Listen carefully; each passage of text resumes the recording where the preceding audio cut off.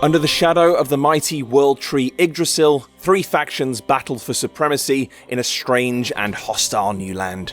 This is the world of Rend, an innovative team-based survival game set in the apocalyptic aftermath of Ragnarok. Rend is the first game from Frostkeep Studios, an indie developer comprised of talent who can list World of Warcraft, Overwatch, League of Legends and WildStar on their collective resume. Their mission is to create a survival game that not only inspires cooperation and creativity, but is also, quite simply, fun to play. Here are 5 ways that Rend distinguishes itself from the survival pack. Number 1. There's no I in survival. Well, apart from the first one, obviously. When you join a server, you must first choose to align yourself with one of 3 rival factions: Conclave, Order, or Revenant. Each faction supports a maximum of 20 players, meaning you could roam the diverse biomes of a ravaged Midgard in the company of 59 other players. Everybody's in the same boat to begin with. You have no clothes, no supplies, and no shelter, and in a game where hunger, thirst, and even temperature are a constant threat to your well-being, it's imperative that you immediately scavenge enough raw materials to dress, arm, and feed yourself. Once you're self-sufficient, you can start to work towards the greater good. Each faction has a base which is protected by a shield, well, most of the time anyway, more on that later. Everyone's efforts, be that gathering, crafting, hunting, fighting, or gaining insight into the environment, feed into the entire tribe's resources and knowledge, allowing you to grow your base and your collective skill set. Rend is not a game for the selfish. Yes, you'll always need to keep one eye on your various meters to ensure you don't drop dead from starvation, exposure, or a massive wolf bite, but your real focus should be on making like a doomsday prepper and stockpiling for the war ahead. Because, number 2, war is coming. Rend is at once a PvP and PvE experience. In the process of shattering Midgard, Ragnarok has also angered a lot of the local wildlife, and so the further you stray from the safety of your base, the more likely it is you'll run into hostile beasts in search of fast food. As such, arming yourself is critical to avoiding an embarrassing walk of shame back to your lost gear. Then of course, there's the matter of up to 40 other player-controlled warriors wandering the land, doing their utmost to ensure their faction's superiority. Run into a rival, and there's really only one option: fight. Despite the ancient mythological setting, Rend's combat is range-focused, offering an array of craftable bows that evoke classic firearm archetypes. Your standard shortbow is Rend's equivalent of a rifle, a single-shot weapon that works best at range. Crossbows are burst-style assault rifles, repeaters are SMGs, and so on. Knowing your way around a weapon is vital, not just for these accidental encounters, but for a couple of game-changing features that could turn the tide in favour of your faction. First up, there's control points. These ancient relics are dotted around various strategic points on the map, and once captured, will grant your faction all manner of tactical bonuses, including XP, loot, and artifact items. Artifacts are one-of-a-kind weapons and equipment that endow you with superhuman abilities.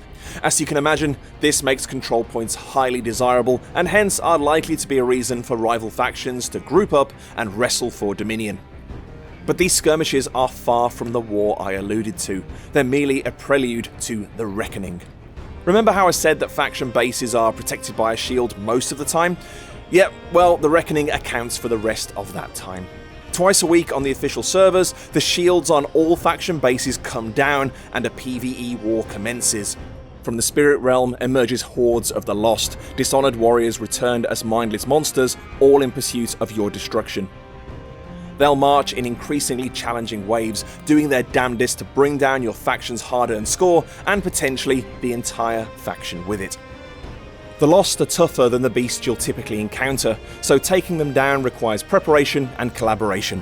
Preparation comes in the form of developing and constructing automated turrets and reinforced walls, while collaboration means combining offense with your faction mates to wear the Lost down and earn plenty of XP and faction score in the process. Should you survive this assault, there's absolutely no room to breathe. All faction-based shields will remain inoperative, and the PvE war makes way for a PvP war, leaving you with a big decision to make. Do you hang back and protect your devastated base from further attack, or do you mount a raid on your rivals? Which brings me to point 3. You can actually win and lose. Unlike other survival games, Rend actually has a win state.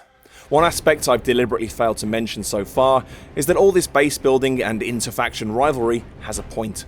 Boiled down to its core, Rend is a race, a three-way contest to be the first to gather enough spirits to earn the right to ascend to Valhalla.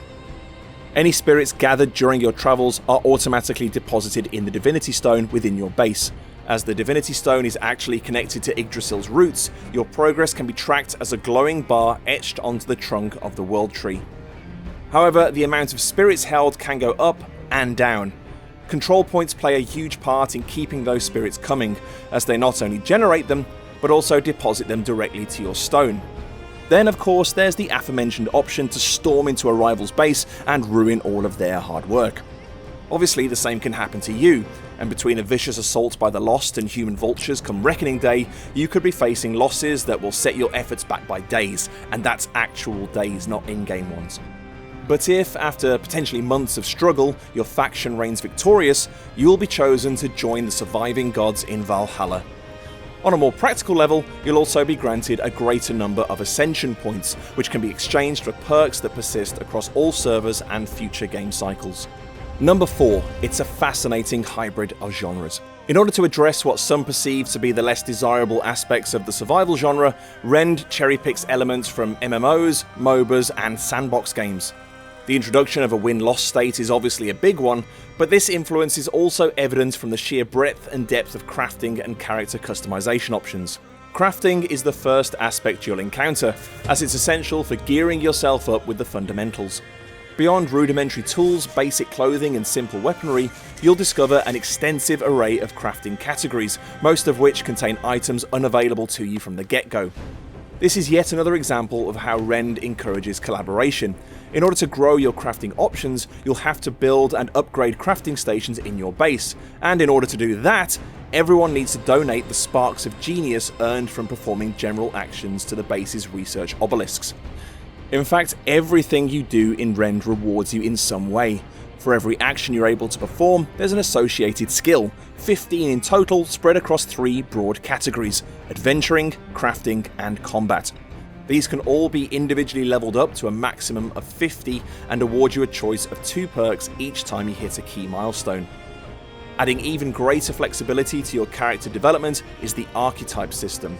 Your character can permanently adopt 2 of 4 available archetypes: Assassin, Warlord, Pathfinder, and Shaman, and each of those has its own talent tree full of useful passive and active talents. You'll earn points to boost these talents as your character levels up, giving you plenty of opportunity to tailor a character that suits your style of play. Number 5. You can ride a giant wolf, or as they're known in Rend, Prowlfangs, which is a much cooler name. Anyway, most of the creatures roaming Rend's biomes aren't only there to fill your inventory with nourishing meat and useful pelts for crafting, they're also there to offer you a sweet ride and back you up in combat. Transforming a creature from a snarling, man-eating beast into your snarling, man-eating beast isn't simple, sadly. No, you're gonna have to kill them first. Seems impractical, but in a game where you can traverse between the realm of the living and the spirit realm, it's quite possible to bring a freshly slain creature back from the dead and under your thrall. Once you've crafted the means of entering the spirit realm, you'll have to do some serious preparation. The spirit realm itself isn't a place for the corporeal, so your vitals will drain at an increasing rate the longer you hang about. Then you've got the matter of the lost roaming around, and as we've already established, they're not ones for small talk. Finally, you've got to do your research when it comes to taming the beast of your choosing. Do they respond to a certain type of food? Magic auras maybe? Perhaps they need to be shot with spirit arrows.